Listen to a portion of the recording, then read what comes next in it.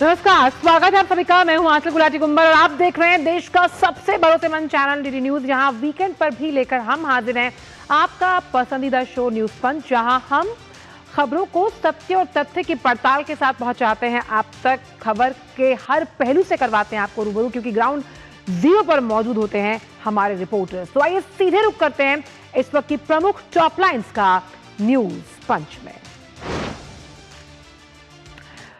तो किस तरह से रिमांड पर हैं पंजाब के एक मिनिस्टर, और क्यों और कैसे जो ये रिमांड पर उन्हें लिया गया है, क्या खुलासे हो सकते हैं और सच से कैसे पर्दा उठेगा, ये जानेंगे हम आज न्यूज पंच में। और क्या दुनिया को मिलने वाला है एक नया देश, और आखिरकार ये मांग जो कनाडा से उठाई जा रही है एक प्रांत की अपने आप को देश में तब्दील करने की, आखिरकार उसके पीछे की वजह क्या है, वो जानेंगे आज न्यूज पंच में। और कैसे अब जो देश ब्रिटेन है उसकी हॉर्मुज स्ट्रेट में हुई एंट्री, और कैसे उसने जो HMS ड्रैगन भेजा है, आखिरकार ये किस तरह से अब पूरी तस्वीर को बदल कर रख देगा जब हम पश्चिम एशिया की बात करते हैं। लेकिन सबसे पहले सीधे शुरुआत करते हैं कि कैसे रिमांड में लिए हुए इस मिनिस्टर की वजह से आखिरकार जो आप सरकार है उसकी मुश्किलें बढ़ने वाली है। जी अब बात करते हैं पंजाब, जहां भगवंत मान की अगुवाई वाली आम आदमी पार्टी की अगर बात की जाए तो उनके जो उद्योग मंत्री हैं संजीव अरोड़ा, उन्हें ईडी ने मनी लॉन्ड्रिंग के मामले में गिरफ्तार किया। अब ईडी ने संजीव अरोड़ा से जुड़ी जो कुछ कंपनियां हैं उसमें कथित तौर पर जो वित्तीय अनियमितताएं हैं उनका पता लगाया, और खास तौर पर ये जो तमाम जो अनियमितताएं थी वो क्यों की गई, शेल कंपनीज के जरिए की गई, और फर्जी निर्यात उनमें शामिल है। साथ ही साथ ये भी शक है ईडी को कि कैसे फेमा के जो नियम है उनका सरेआम उल्लंघन किया गया, और विदेशी संस्थाओं को पैसे की राउंड ट्रिपिंग दी गई, और इसके चलते कई बैंक खातों को अटैच किया गया है, और कैसे इस मनी ट्रेल को अब हम समझ पाएंगे, और जो डीमैट खाते हैं, म्यूचुअल फंड की होल्डिंग्स हैं, उनको भी फ्रीज कर दिया गया। तो ईडी के रिमांड पर हैं पंजाब के मिनिस्टर, और इसीलिए मुश्किलों में फंस गए हैं संजीव अरोड़ा। और कैसे, आइए वो ग्राफिक्स के जरिए समझाते हैं कि आपकी जो पार्टी है उस पर लगातार सियासत गर्मा गई है। तो आपको समझाते हैं कि आखिरकार रिमांड पर जब पंजाब के मिनिस्टर को लिया गया, अब मुश्किल में फंस गए हैं संजीव अरोड़ा। आप इन तस्वीरों के माध्यम से देख सकते हैं कि कोर्ट ने ईडी को 7 दिन की रिमांड दी है, यानी कि अब इन 7 दिन की रिमांड में उनसे ईडी उगलवाने की कोशिश करेगी कि आखिरकार सच क्या है। तो गुरुग्राम सत्र न्यायालय ने रिमांड पर भेजा है संजीव अरोड़ा को। हालांकि ईडी की मांग 10 दिन की थी, लेकिन इन्हें 7 दिन की रिमांड मिली, और ऐसे में वित्तीय लेन देन के मामले में क्या सच बोल पाएंगे संजीव अरोड़ा, ये बेहद जरूरी है। कोर्ट में ईडी ने गहन पूछताछ की, और सबसे अहम यहाँ मैंने जैसे कि कहा था कि मनी ट्रेल, जमीन सौदों पर पूछताछ होगी, और खास तौर पे इस पूरे मामले में जो अलग अलग लोगों की संदिग्ध भूमिका है, और बड़े चेहरों के नाम भी सामने आ सकते हैं। अब इस पूरे मामले को समझने की कोशिश करते हैं। तो कल ये गिरफ्तारी की गई, ईडी ने PMLA के तहत उन्हें गिरफ्तार किया, और ये जो गिरफ्तारी है ये बताती है कि कैसे जो कथित वित्तीय लेन देन है उनमें तमाम अनियमितताएं सामने आई। और इसीलिए अगर बात की जाए तो चंडीगढ़, दिल्ली, NCR में जो 4 ठिकाने हैं वहां पर सर्चिंग की गई। पिछले 1 साल में तीसरी बार छापेमारी कर रही है ईडी, और पहले भी रेड की गई थी। तो किस तरह से, अगर हम आप पार्टी की मुश्किलों की बात करें तो दिल्ली में तो वो खत्म नहीं हो रही थी, अब पंजाब में भी देखी जा रही हैं। अब लगातार जो प्रतिक्रियाएं हैं वो सामने आ रही हैं। आइए को बताते हैं कि जो तरुण चुग हैं भाजपा नेता, उन्होंने किस तरह से आड़े हाथों लिया आप पार्टी को, क्योंकि GST से जुड़ी अनियमितताएं भी इस मामले में शामिल है। कैसे जनता के पैसे की लूट हो रही है, किसानों की जमीन हड़पी जा रही है। आइए सुनते हैं कि तरुण चुग ने क्या कुछ कहा है। आम आदमी पार्टी की ईमानदारी की, कटर ईमानदारी की पोल खुल गई है। GST के लेन देन में गड़बड़, बड़ा घोटाला, जनता की गाड़ी कमाई की लूट, किसानों की जमीन पर कब्जा, भ्रष्टाचार, लूट खसूट का इतना बड़ा अंपायर, 100 करोड़ की मनी लॉन्ड्रिंग, ये कोई छोटा खेल नहीं है। अच्छा, मुझे याद है कि जब आम आदमी पार्टी सत्ता पर काबिज होने के लिए लोगों के बीच आई, जन आंदोलन से उभरी पार्टी थी, तो उन्होंने कहा था कि हम राजनीति में शुचिता का ध्यान रखेंगे, लेकिन शायद अपना ही पढ़ाया हुआ पाठ वो भूल गई। सीधे रुख करते हैं हमारे संवाददाता दिव्यांशु अरोड़ा का। दिव्यांशु, वो कहते हैं, एक शेर है, उसमें कहा जाता है कि बड़े बेआबरू होकर आपके कूचे से हम निकले। तो संजीव अरोड़ा पर जिस तरह से अब संकट के बादल मंडरा रहे हैं, ये संकट के बादल कहीं ना कहीं अपनी छाया अब आप पार्टी पर भी डालते हुए नजर आ रहे हैं, और ऐसे में मनी ट्रेल को स्थापित करना ईडी के लिए चुनौतीपूर्ण होगा। देखिए, बिल्कुल आम आदमी पार्टी की मुश्किलें लगातार बढ़ती जा रही हैं। पहले ही पंजाब में आम आदमी पार्टी को एक बहुत बड़ा झटका लगा जब राघव चड्ढा और बाकी सांसदों ने पार्टी छोड़ी, और अब जिस तरह से आम आदमी पार्टी के जो पंजाब के मंत्री हैं संजीव अरोड़ा, उनकी गिरफ्तारी हुई है, तो जाहिर सी बात है कि अब पार्टी के जो हम कह सकते हैं कि मानसिकता रहती थी और जो आइडियोलॉजी रहती थी, उस पर भी हम कहीं ना कहीं सवाल खड़े होने शुरू हो गए हैं। जाहिर सी बात है, शुक्रवार को ईडी ने जो है छापेमारी की थी संजीव अरोड़ा के जो चंडीगढ़ आवास है उस पर, और इसके अलावा गुरुग्राम और दिल्ली एनसीआर के बाकी ठिकानों पर। और इस छापेमारी के दौरान ईडी के सोर्सेज जो हैं हमारे, वो ये बता रहे हैं कि कुछ ऐसे एविडेंसेस मिले हैं जिसके बेस पर जो है संजीव अरोड़ा की गिरफ्तारी बन रही थी, और उसके बाद संजीव अरोड़ा को गिरफ्तार किया गया। फिलहाल कोर्ट में पेश करने के बाद 7 दिन की पुलिस कस्टडी यानी कि ईडी कस्टडी जो है मिली है, और अब इन 7 दिनों के दरमियान जो है ईडी ने जो भी दस्तावेज वहां से बरामद किए हैं, और इसके अलावा होमवर्क के दौरान जो तमाम एविडेंस ईडी ने जो है वो खंगाले थे, उससे संबंधित जो है संजीव अरोड़ा से पूछताछ की जाएगी, और ये जानने की कोशिश की जाएगी कि जिन ट्रांजैक्शंस पर ईडी को संदेह था, आखिर वो ट्रांजैक्शन क्यों हुई और किस तरह से हुई। और कहीं ना कहीं जो ईडी के सोर्सेज हैं वो ये बता रहे हैं कि दुबई की ऐसी कुछ फाइनेंशियल ट्रांजैक्शन है जिस पर संदेह था, और उसी के बेस पर तमाम एविडेंस जो है इकट्ठा किए गए, मुकदमा दर्ज किया गया, और अब गिरफ्तारी हुई है। जी, लेकिन जिन शेल कंपनीज की बात की जा रही है, आखिरकार ये शेल कंपनीज किस तरह से बनाई गई, और जिस रसूख के संजीव अरोड़ा रहे हैं, किस तरह से अपने राजनीतिक रसूख का उन्होंने इस्तेमाल किया, और कौन से वो बड़े नाम हैं जो इस पूछताछ में सामने आ सकते हैं?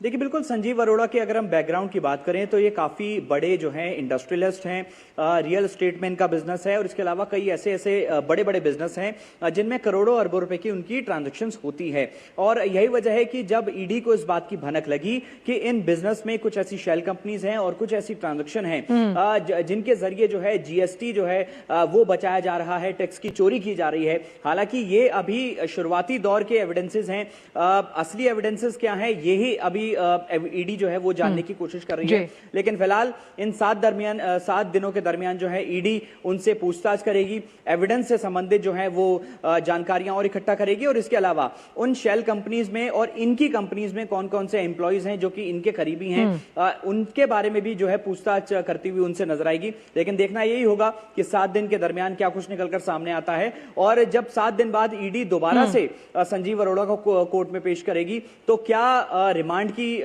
बात की जाएगी या फिर जुडिशियल कस्टडी की डिमांड की जाएगी, ये देखने वाली बात होगी। तो हम मान सकते हैं कि आपकी उम्मीदों पर लगातार झाड़ू फिरता हुआ नजर आ रहा है। जिस तरह से जिन उम्मीदों को लेकर वो जनता के बीच आई थी, तो हम कह सकते हैं कि आपका क्या होगा जनाब आली आने वाले दिनों में। बहुत बहुत शुक्रिया आपका दिव्यांशु, इन तमाम जानकारियों को हमसे साझा करने के लिए।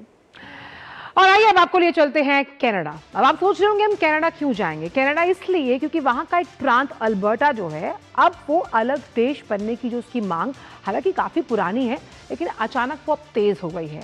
इसीलिए स्ट्रे फ्री अल्बर्टा संगठन द्वारा शुरू की गई जनमत संग्रह यानी कि रेफरेंडम की पहल इस मुद्दे को अब राष्ट्रीय बहस का हिस्सा बना रही है। संगठन का दावा ये कि उसने लाखों ऐसे हस्ताक्षर की सिग्नेचर अभियान जुटाकर ये दिखा दिया कि इस पूरे प्रांत का एक बड़ा वर्ग जो है वो कनाडा से अलग होने के लिए विचार का समर्थन करता है। तो क्या सवाल यहाँ पर उठते हैं कि कनाडा के क्या टुकड़े होंगे, और अगर अलग होता है अल्बर्टा तो कैसे एक नया देश मिल पाएगा दुनिया को, और अल्बर्टा की जो मांगे हैं वो किस तरह से एक अलग देश बनाने की कवायद को काफी समय से आगे लेकर जा रही हैं। और इसीलिए जो अलगाववादी हैं उन्होंने समर्थन जुटाने का दावा किया है। अब ये समर्थन वो कैसे जुटाएंगे? वो जुटाएंगे कि कैसे हम जनमत संग्रह यानी कि रेफरेंडम कर पाएं। हालांकि करीब 3 लाख जो हस्ताक्षर हैं वो चुनाव अधिकारियों को पहले ही सौंपे जा चुके हैं। जरूरत कितने की थी? 1,78,000 दस्तखत उनकी जरूरत थी। अब यहां पर लाइमलाइट में कौन आया इस आंदोलन में? इस आंदोलन के नेता मिच सिल्वेस्ट्रे ने बताया कि एक ऐतिहासिक दिन है और हम अब एक ऐसे निर्णायक चरण में पहुंच गए हैं जहां से इस लड़ाई को और आगे लेकर जाना है।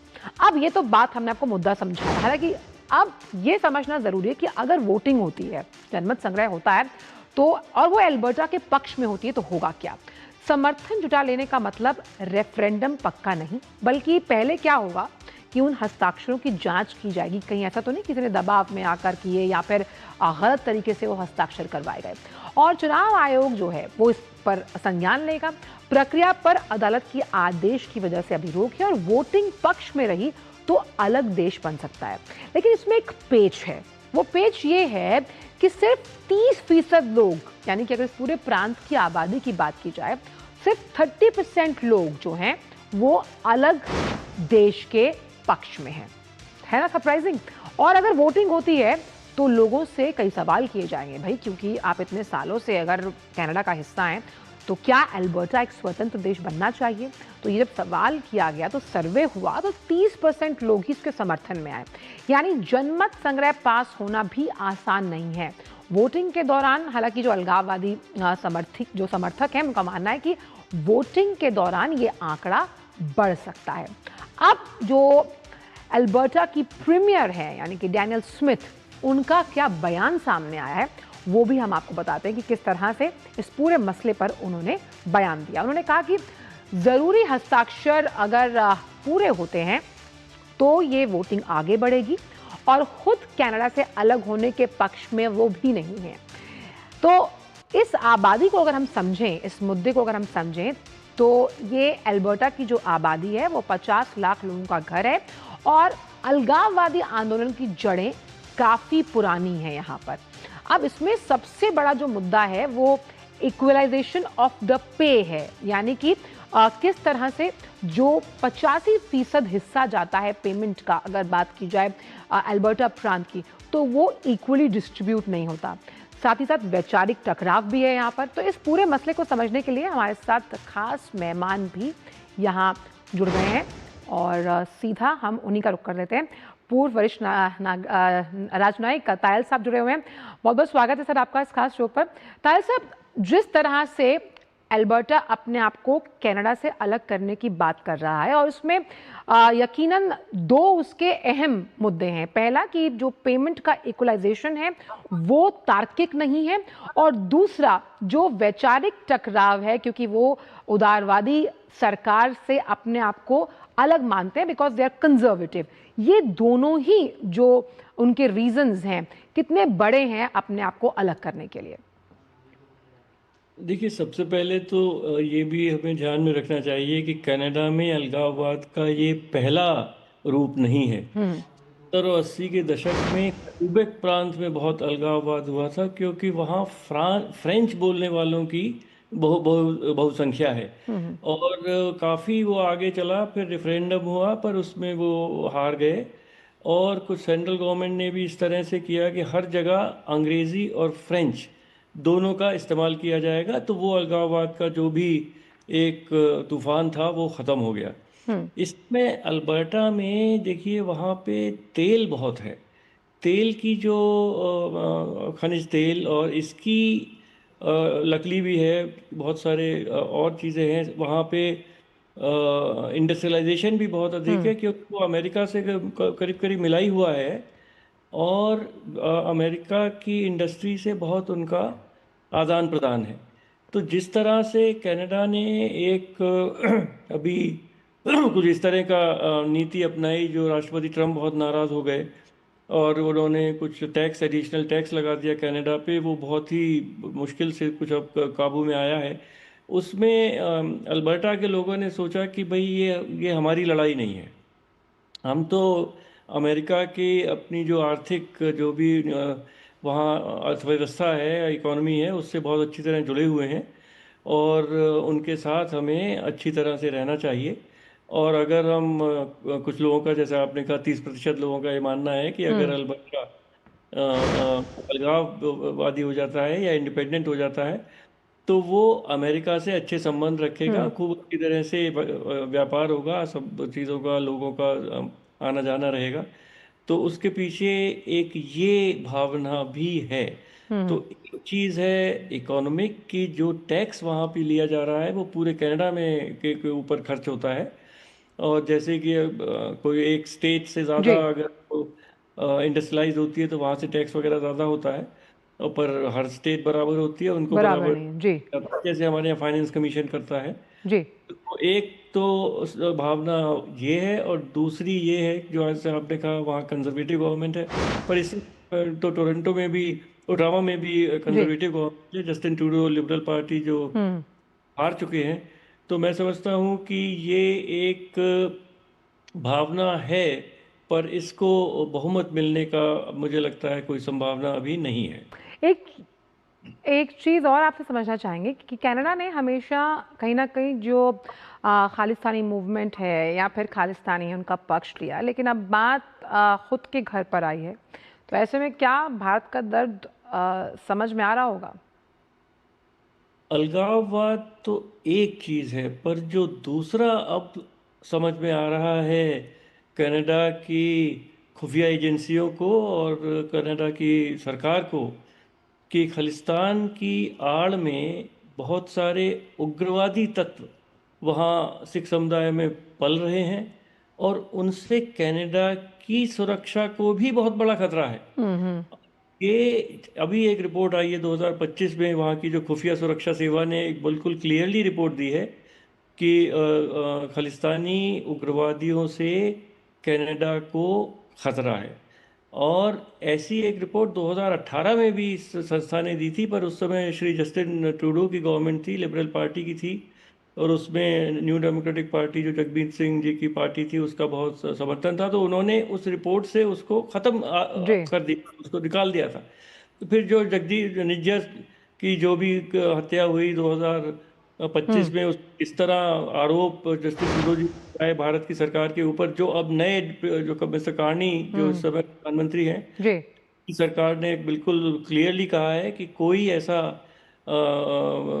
एविडेंस नहीं है एक जी। किसी रूप से भारत का कोई भी जी। सरकार, कोई भी एजेंसी या कोई भी व्यक्ति उससे जी। जुड़ा हुआ। तो ताहिर अब जी जी, ताहिर साहब, एक चीज़ और समझना चाहूँगी बहुत संक्षिप्त में कि जो एक और कॉन्सेप्ट या फिर कहीं एस्पेक्ट इस पूरे मसले पर निकल कर सामने आया, वो है कि वेस्टर्न जो एलियनाइजेशन है उसके ज़रिए भी इस मुद्दे को उठाया जा रहा है, हाँ, एल्बर्टा द्वारा। ये एलिनेशन तो तरह तरह से हो रहा है समाज में। जो काफ़ी एक वर्ग है जो समझता है कि उसका भविष्य ठीक नहीं है, और भविष्य को वो एक आशा की तरह नहीं देख रहे हैं, एक निराशा की तरह देख रहे हैं कि उनके लिए या उनके बच्चों के लिए, और उसमें तरह तरह के रूप वो ले लेता है। कहीं वो इमिग्रेंट्स के खिलाफ हो जाते हैं, कहीं वो इंपोर्ट्स के खिलाफ हो जाते हैं जो हम अमेरिका में देख रहे हैं। तो ये जो एक लोगों की आकांक्षाएं बहुत बढ़ गई हैं, मैं तो ये कहूँगा, और कोई भी सरकार इस स्थिति में नहीं है कि वो लोगों की जो आकांक्षाएं हैं उनको जी। बहुत जल्दी जी। पूरा कर सके। जी, ये बहुत बहुत शुक्रिया। एक हर जी। समाज में है, जी। जी। और कनाडा में भी है, और जी, अल्बर्टा में भी है। समय कम रहा, लेकिन जिस तरह से आपने जानकारी दी, मुझे लगता है कि ये मुद्दा समझना और आसान हो गया। बहुत बहुत शुक्रिया आपका इन तमाम विचारों को इस मंच से साझा करने के लिए, ताहिल साहब आपका। तो जिस तरह से एल्बर्टा अपने आप को अलग करने की बात कर रहा है कनाडा से, अब ऐसे में आगे की राह कितनी मुश्किल होगी ये देखना होगा। बहुत बहुत शुक्रिया आपका जुड़ने के लिए हमारे साथ। और आइए अब बात कर लेते हैं अब पश्चिम एशिया की।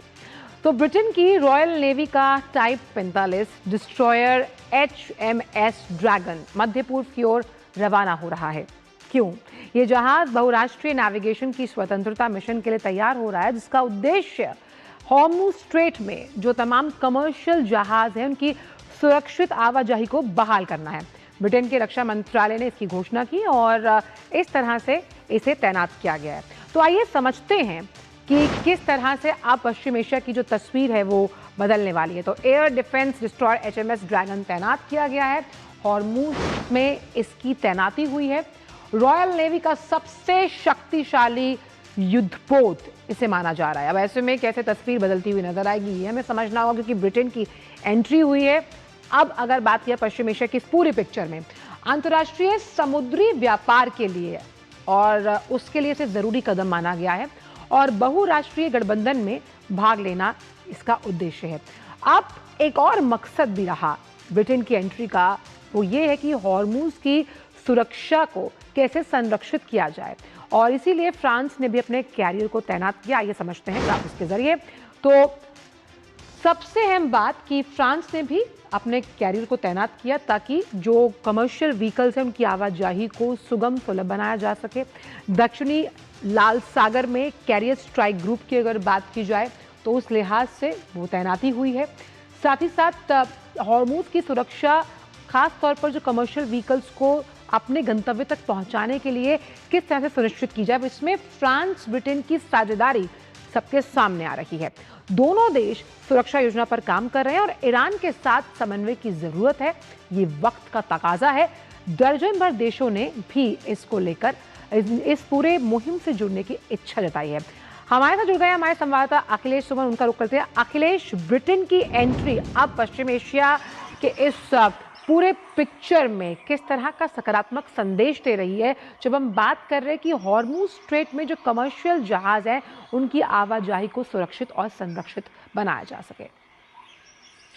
देखिए, इसका ज़्यादा महत्व सांकेतिक है आंचल, क्योंकि जो स्ट्रेट ऑफ हॉर्मुज है, स्ट्रेट ऑफ हॉर्मुज को ईरान ने ब्लॉक कर रखा है।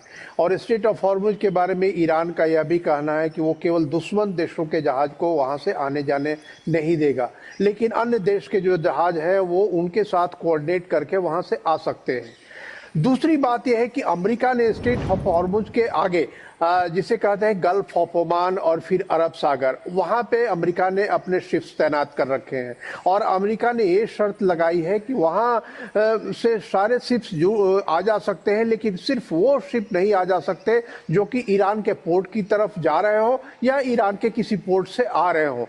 तो मतलब ये जो अमेरिका ने जो तैनाती की है और जो ईरान का पूरा जो एटीट्यूड है, उस एटीट्यूड में डिफरेंस है। लेकिन ये जो ब्रिटेन और फ्रांस के जो युद्धक जो जहाज हैं, ये युद्धक जहाज उसमें कहीं से बाधक नहीं है। न तो अमेरिका के साथ इनके हित कहीं टकरा रहे हैं क्योंकि ये ईरान नहीं जाएंगे। दूसरी तरफ है कि स्ट्रेट ऑफ हॉर्मुज से आने के लिए ईरान ने मना नहीं किया है अन्य देशों को, और यूके और फ्रांस ने तो इस युद्ध का विरोध किया है। तो इसलिए ईरान इनके जहाज के आने जाने का विरोध नहीं करेगा, इनके साथ कोऑर्डिनेट करना पड़ेगा। तो यह जो अभी जो पूरी जो लड़ाई है, यह लड़ाई अमेरिका और ईरान के बीच में है। ब्रिटेन और फ्रांस इस लड़ाई में कहीं नहीं है, और इसलिए ये मात्र एक सांकेतिक कार्रवाई है। उन्होंने अपना प्रेजेंस घोषित किया है कि हमारे जहाज भी हैं उस इलाके में और हमारे जहाज मदद करेंगे। जो हमारे अन्य जो जहाज अगर वहां से लॉजिस्टिकल जहाज या तेल के जहाज अगर आए जाएंगे तो उसे सहायता प्रदान करेंगे। लेकिन निश्चित तौर पे वो ईरान के साथ अभी टकराव नहीं मोल ले रहे हैं। मतलब ईरान अगर उनको कोऑर्डिनेट करके आने जाने देगा तो ये आएंगे उधर से और अपने जहाज भेजेंगे। लेकिन इसका दूसरा महत्व ये है कि देखिए, अगर ईरान की सरकार जिसके हाथ में ईरान की सत्ता है वो अगर भले इनके साथ कोऑर्डिनेट कर दे, IRGC के गार्ड इनके साथ कोऑर्डिनेट करके आने जाने की अनुमति दे, लेकिन इसके अलावा यह भी माना जा रहा है कि कुछ ऐसे जो है शैतानी ये शरारती तत्व ईरान में हो सकते हैं जो कि अगर कोई समझौता हुआ तो उसे ब्रेक कर जाएंगे, उससे अलग होके और उसके बाद हमला करने लगेंगे। तो ऐसे तत्वों से निपटने में ये जो जहाज है, या तो फ्रांस के हो या ब्रिटेन को हो, इन जहाजों की जरूरत पड़ेगी। और ऐसे में ईरान भी इनका विरोध नहीं करेगा और ये ईरान से टकराव मोल नहीं दे रहे। तो यही इसका महत्व है कि जो आम तौर पे ईरान के साथ जो सहमति बनेगी, उस सहमति के बाद जो सुरक्षा की स्थिति होगी, उस सुरक्षा की स्थिति में ये मदद करने के लिए आगे आएंगे। जी, बहुत बहुत शुक्रिया अखिलेश, इन तमाम जानकारी को हमसे साझा करने के लिए। ब्रिटेन की एंट्री से भी किस तरह से व्यापार को सुगम बनाया जा सकेगा, ये हम देखेंगे। फिलहाल आज के लिए न्यूज़ पंच में इतना ही। आपसे मुलाकात होगी कल सुबह 10:30 बजे कुछ और नए मुद्दों के साथ। तब तक के लिए मेरी पूरी टीम को दीजिए अनुमति। नमस्कार।